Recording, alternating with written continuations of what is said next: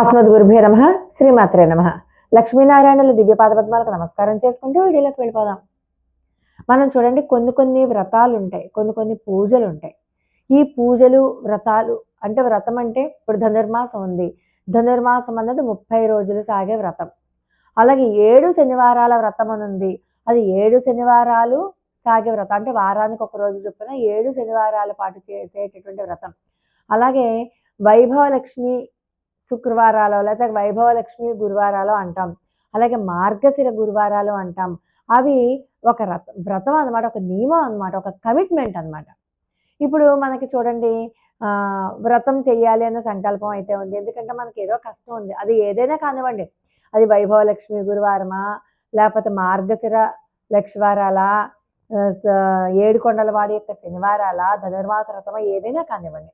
మనం ఒక సంకల్పం చెప్పుకొని ఒక వ్రతం చేయాలి, ఒక దీక్షగా అని పెట్టుకుందాం. మరి అంత దీక్షగా పెట్టుకున్నప్పుడు ఆ నియమాల ప్రకారం వెళ్ళాలి. కానీ కొంతమంది ఏం చెప్తున్నారు, మీకు ఒకవేళ శరీరం సహకరించకపోతే, మీరు ఉండలేకపోతే కాస్త అల్పాహారం తినేసి అప్పుడు మీరు వ్రతం చేసుకోవచ్చు, అప్పుడు మీరు పూజ చేసుకోవచ్చు అని చెప్తున్నారు. అలా అల్పాహారం కూడా తినేసి మనం ఏమీ చేయలేకపోతే అలా పూజ చేసేసుకోవాల్సిన అవసరం ఏముంది? పూజ చేయడం మానేయండి. అల్పాహారం తినేయాలంట. వ్రతం చేయడానికి మనం శక్తి లేకపోతే, నీరసం వస్తే, బీపీ పేషెంట్లు ఉంటే, నువ్వు అంత పేషెంట్ అయితే వ్రతం ఎందుకండి చేయడం? ఉపవాసం ఎందుకు ఉండడం? దేవుడు ఏమైనా అడిగాడా? మనం ఎందుకు చేస్తున్నాం? నా కష్టం తీరాలి కాబట్టి, నేను ఒక నియమంగా పెట్టుకుని చేస్తున్నాను కాబట్టి, ఖచ్చితంగా నియమోల్లంఘన జరగకుండా, ఇటువంటి అల్పాహారము తీసుకోకుండా మనం దేవతార్చన చేసుకుంటాం. సూర్యోదయానికి ముందే చేసేసుకుంటాం. సూర్యోదయానికి ముందు కూడా మనం ఆకలికి ఆగలేము, టిఫిన్ తినేస్తాము, అన్నీ తినేసి చేసేస్తామంటే మనం ఒక చిన్న త్యాగం చేయలేం. కానీ అక్కడ ఉన్నటువంటి స్వామి లేకపోతే అమ్మవారు అన్ని త్యాగాలు చేసేసి ఆవిడొచ్చి మన ఇంట్లో టెస్ట్ వేసుకుని కూర్చోవాలా? ఒక్క నిమిషం ఆలోచించండి. మరి శ్రీరామచంద్రమూర్తి కాళ్ళకి చెప్పులు కూడా లేకుండా 14 సంవత్సరాల పాటు తిరిగాడు ఆయన. ఎందుకు చేశాడు ఆ పని ఆయన? అంటే వాళ్ళందరూ నియమాలు పాటించగలేండి, మనం ఎవరు నియమాలు పాటించక్కర్లేదు, అన్నీ తినేయచ్చు, టిఫిన్ తినేసేసి పూజ చేసుకోవచ్చు. మీకు ఎంత శ్రద్ధ, భక్తి, విశ్వాసం ఉంటాయో మీ ఫలితం కూడా అలాగే ఉంటుంది. మనం టిఫిన్ తినేసి మన కడుపు ఆత్మారాముడు ఉంటాడు లోపల. ఆత్మారాముడికి నైవేద్యం టిఫిన్ తినేస్తే అయిపోదు. నువ్వు శుచిగా, శుభ్రంగా నువ్వు బయట కూడా బాహ్య పూజ కూడా చేశాక అప్పుడు నువ్వు ఆత్మారాముడికి ప్రసాద రూపంలో ముందు నైవేద్యంగా పెట్టాలి లోపల.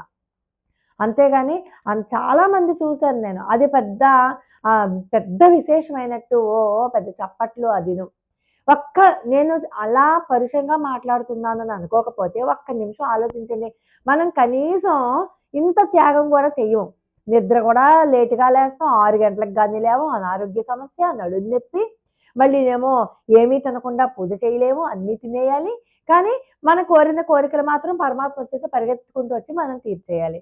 మనం ఏమో ఇంతపాటి త్యాగం కూడా చెయ్యం.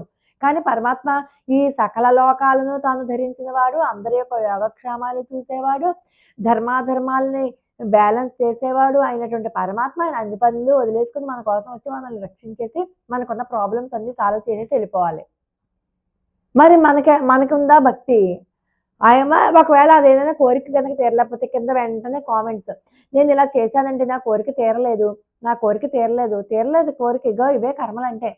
నువ్వు టిఫిన్ తినేసి, కాఫీ తాగేసి, కాళ్ళు జరుపుకుని పడుకుని లేచి నీ ఇష్టం వచ్చినట్టు పూజ చేసేసి ఎప్పుడైనా చదువుకోవచ్చు, ఎప్పుడైనా చేసేసుకోవచ్చు.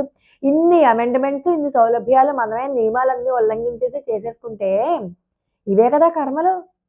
ఈ కర్మలే కదా వెంటాడుతాయి.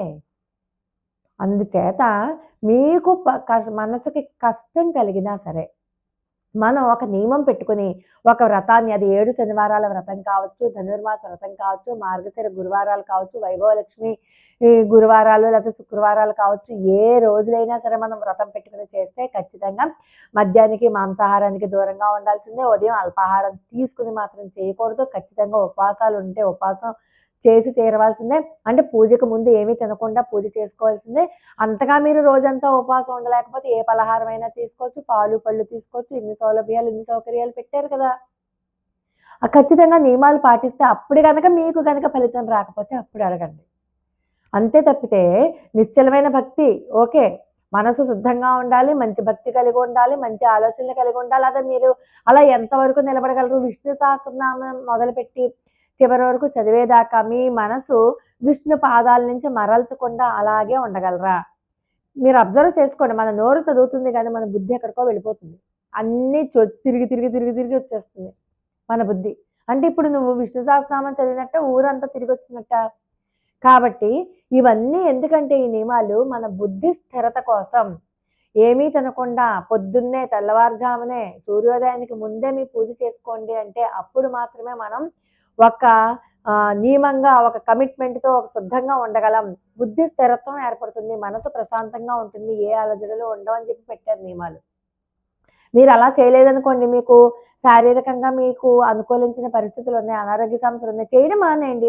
ఇక్కడ నమస్కారం పెట్టుకోండి. పవిత్రంగా అంత మనసు శుద్ధంగా స్వచ్ఛమైన మనసుతో ఉన్నవాళ్ళైతే ఇంక పూజ ఎందుకు? పూజే అవసరం లేదు. పైగా రామా అంటే చాలు ఆయన వచ్చేస్తాడు. అందుచేత ఇలాంటివి విని మోసపోవద్దు. పూజకి అన్నీ తినేసి పూజ చేసుకోవచ్చు, ఎప్పుడు పడితే అప్పుడు దేవుడి గది శుభ్రం చేసేసుకోవచ్చు. ఇలాంటివి విని ఎప్పుడూ కూడా మోసపోదు. అవన్నీ కూడా మన కర్మలు. ఆ కర్మలు వెంటనే వాటి పనిని ఇవాళ కాకపోయినా రేపైనా చేసి చూపిస్తాయి. అందుచేత మన సమస్య తీరాలి అంటే ఎన్ని వారాలు చేయగలరు? అన్ని వారాలే మొక్కుకోండి. పురోమును మొక్కేసుకోవద్దు. ఎన్ని వారాలు మొక్కుకోవాలి? అన్ని వారాలే మొక్కుకోండి. ఎంతవరకు లలితా సహస్రనామం కానీ, విష్ణు సహస్రనామం కానీ రోజుకి 2 శ్లోకాలు నేర్చుకోవాలా?